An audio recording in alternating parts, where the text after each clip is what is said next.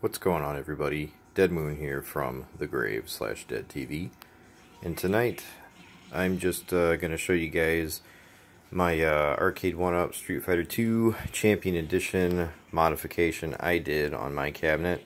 As you can see, let me back up a little bit more here. As you can see, there are two buttons down here that do not exist on the cabinet. I will explain those in just a moment. You can probably see that the buttons are a lot different. They are color coded. They have this chrome finish around them. It's plastic. Well, this part isn't too plasticky, but underneath here the threaded part is a little plasticky, but the buttons are pretty good. They're not concave anymore. Kind of like it like this. They're a little stiff, but they're not too bad. I don't know, it's just some like kit I got off of eBay that took like way too long to get to me. And it came with these ball toppers too for the sticks. These are brand new sticks in here actually that I put in there. A lot cleaner. They move a lot better than the sticks they had in there. But I like these. They're kind of just like, I don't know, looks like there's like blown air bubbles inside of these, but this one looked more, it does look more red in person than it does in the camera. At least on my phone it looks pink. And it looks a little pinkish in person, but not that bad. That looks really pink on camera, but this is a red one, obviously, but pink to you guys. And same type of buttons, red ones. Replace these buttons up here too. These have no functionality. I could probably give it some functionality in the future. I don't know, it's a little tricky because I'm running a Pi in there, so that'd probably take a little bit more than just hooking up a wire or whatever. But anyhow, down here, I opted to put the select buttons down here, the insert coin buttons down here, you know, kind of like in an area where you'd have to put the coins in, like somewhere down in here. But anyways, this is the best I could do. I opted for this because this was pretty thin wood. It did crack. I used a hole saw. It worked really well, but it did crack the inside of the lacquer or whatever this is on here.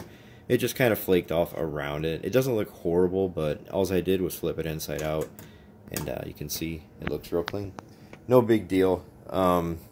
Yeah, this was all lifted up. New sticks, new buttons, brand new wires. The shitty thing is these are supposed to all light up.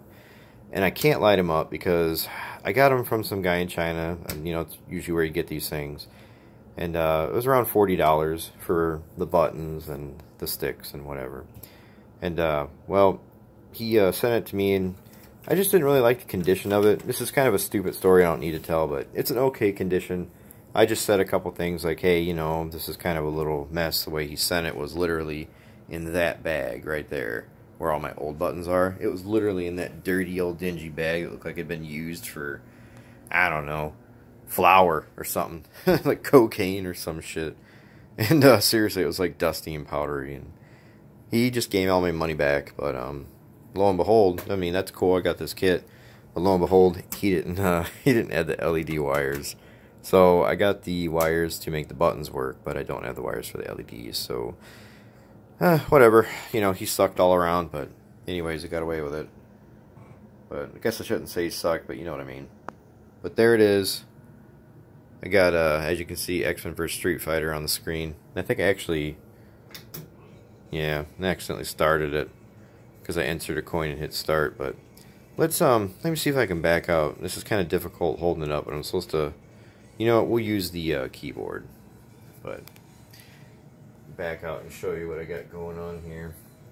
You can hit the start and select. I programmed it up there and down there. You hit them together and it should take you back to the selection. But the keyboard, this wireless little cheap old like $15 keyboard here I got hooked up to, it needs to sync real quick. There it went.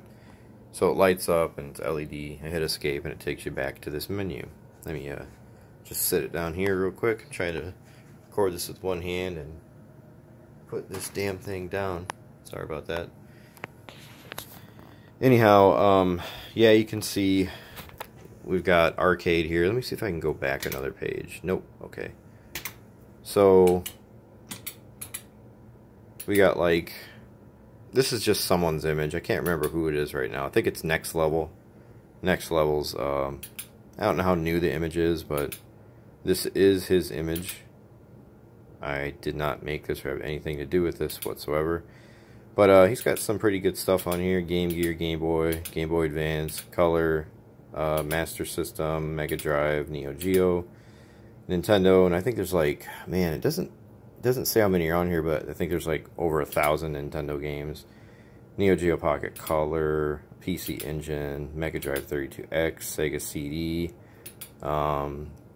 SG-1000, Super Nintendo, TurboGrafx 16, Virtual Boy, Wonder Swan, and I think that's it. Yep. But I think there's 939 arcade games and like something crazy like 1,000 or more on regular Nintendo games. But yeah, you could just scroll through them and pick one. Link, sorry, I don't think I said these. We got Atari 2600, 7800, Lynx, Disk System, Game & Watch, Game Gear, yeah, okay. So we've been through all that. As you saw earlier, I had, what, X vs Street Fighter running. We can throw something else on here. Like run a console or something. You know what, we'll just run another arcade game. Let's take a look at this one. So basically, you just select your game. I mean, you set your buttons up the same way. It takes you into a little loading screen. I don't even know why I'm showing this part. You guys don't even need to really see this, but I guess just showing the game start up. Awesome. This is going to be super fun to play. But yeah, pretty simple stuff. I can't hit these buttons at the same time, so to go back, I can't talk tonight. It's like 2 in the morning. Those two I programmed to go back, but anyways, I'll give you a little showing of the back side and what it looks like and what I did. This is, I should have said it a long time ago, it's just an ETA Prime tutorial build. I mean, you guys probably already know who ETA Prime is. Pretty famous guy on YouTube, does a lot of mods. If not, check him out, ETA Prime. Check him out on YouTube if you want to have or get any kind of idea on how to do this type of stuff. But as you can see, the back's out.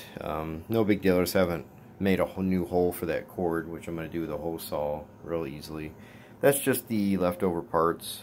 That's like the case for the control panel, just the old parts, you know, wiring and buttons and all that crap. That's what's left over that I pulled out of the machine, and the actual board Street Fighter's on, which will not be going back in here.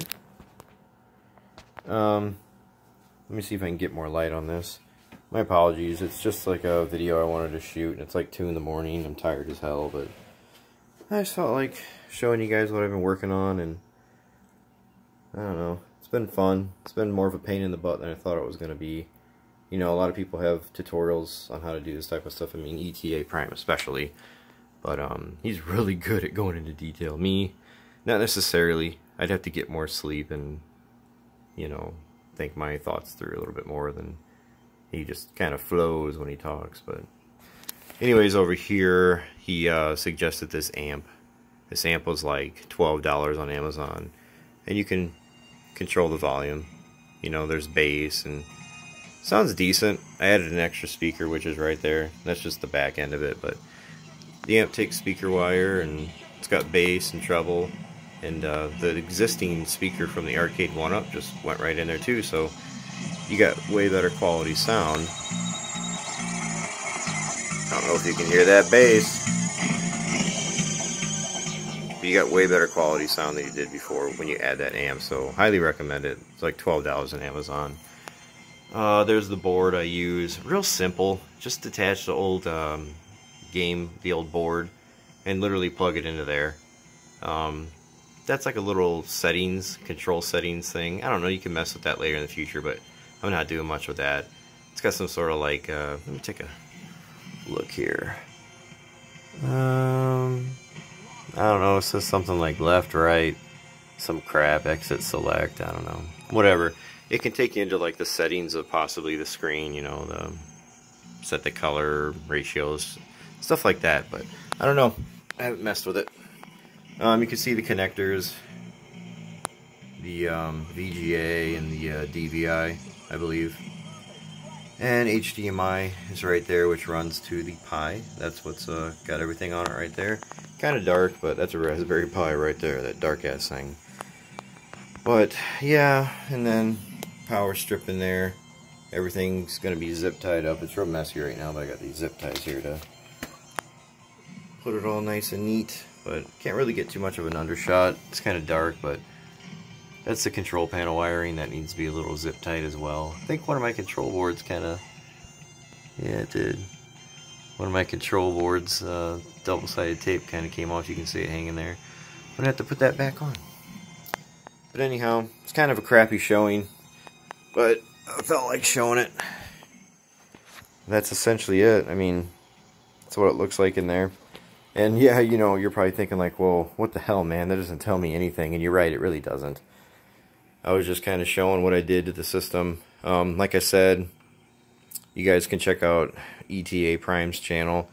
He has tutorials on how to do this. It's real easy. I'm super excited. This is the first time I've ever done anything like this. I've, you know, downloaded ROMs and stuff like that and played emulation games in the past, but as far as, you know, converting this LCD over to HDMI and doing that, it's easy, but it takes a little bit of patience and you know, there's a learning curve, I guess you can say, especially when you've never done it before. But I got the parts he suggested, I followed his instructions, and here I am. You know, it's really that simple, other than just, like I said, having patience, doing all the steps and being careful. Now, I will state that I am having a little bit of trouble because, like I said, it's my first time doing this with some of the games not responding to the controls. And it's not that they don't work, they do. This is one of them, actually. It responds to my keyboard, but not any of my buttons. Like, I cannot start this game with my buttons.